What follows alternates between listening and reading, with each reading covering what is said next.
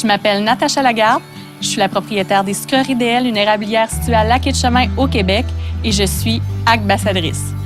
L'exploitation est une érablière de 4500 entailles que nous avons achetée en 2010.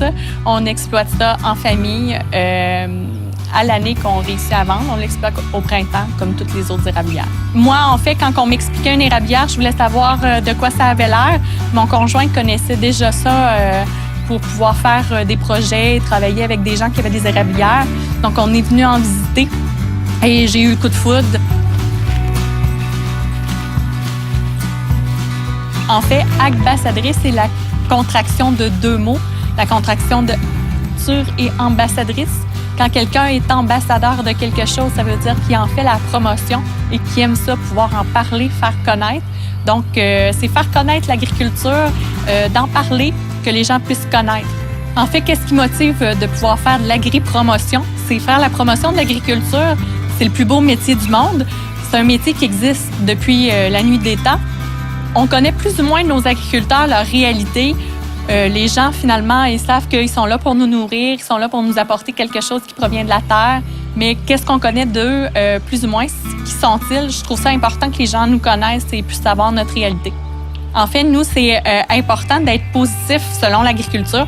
C'est sûr qu'on entend beaucoup, ça va circuler dans l'information et c'est normal que c'est un peu plus négatif, mais c'est normal. Si on écoute les nouvelles le soir, ils nous annoncent jamais que quelqu'un a bien passé le pont et qu'il n'y a pas eu d'accident. Ils vont nous dire celui-là qui a fait un accident.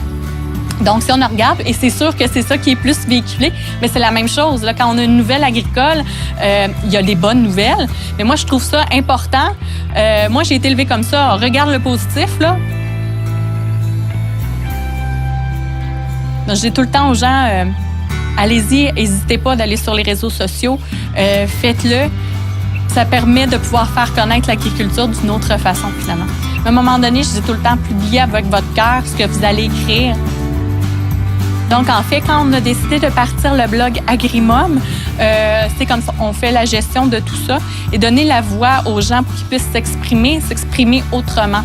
Ça veut dire s'exprimer de façon positive. Il y a des côtés négatifs à un métier en agriculture, comme n'importe quel métier qu'on va pouvoir parler, mais il faut que les gens apprennent que, pour nous, là, c'est le plus beau métier du monde. Il faut que le monde il puisse le savoir. Donc, c'est une voix qu'on laissait là, aux gens pour qu'ils puissent s'exprimer.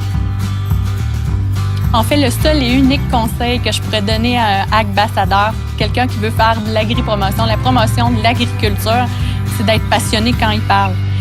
Ça se sent, ça sonne pas faux. Donc, quand on parle de quelque chose qu'on est passionné, c'est sûr que les gens vont nous écouter, ils vont vouloir connaître le domaine dans lequel on travaille.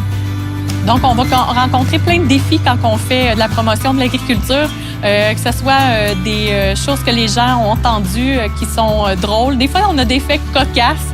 Que les gens, vu que nous, on vend à l'année le sirop, c'est pas tout le monde qui sait que le sirop, c'est seulement qu'au printemps. Donc, on en fait la promotion et les gens on peut pas être choqué contre les gens ne le savent pas. Donc, il faut éduquer les gens qui puissent le savoir. Et on aime ça recevoir le commentaire, finalement, des questions. C'est un défi de pouvoir dire et d'en parler, d'intéresser les gens, qui puissent nous écouter, d'avoir leur attention et qui puissent dire « Oh non, moi, je connais ça, l'agriculture, j'ai vu ça là, passer. » Moi, je crois que les meilleures personnes pour parler de l'industrie, sont les personnes qui sont sur le terrain, ceux qui font l'agriculture. Donc, ils ne peuvent pas dire quelque chose qui n'est pas vrai. Ils parlent avec leur cœur puis ils savent de quoi ils vont parler. Je crois que pour que les gens puissent nous appuyer, les gens qui ne sont pas en agriculture puissent comprendre notre réalité, puissent nous appuyer quand il arrive des choses, il faut qu'ils comprennent qui on est, il faut qu'ils nous connaissent. Donc, la meilleure personne pour pouvoir expliquer ça, c'est un agriculteur. En fait, certaines personnes ne vont pas vouloir en parler parce qu'ils vont trouver ça intimidant de parler de l'agriculture, sont un petit peu plus gênés. Je dirais, parlez avec votre cœur et il n'y a rien qui va pouvoir sortir pas correct comme ça. En fait, on n'est pas négatif comme personne. Là. On aime vraiment ce qu'on fait. On travaille avec la nature, on travaille avec la météo. Donc, des fois, on a des périodes un petit peu moins joyeuses que d'autres.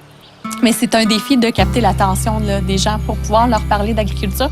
En fait, les gens, si j'aurais 3 choses à dire que les gens qu'on aimerait comprennent, on est des gens passionnés.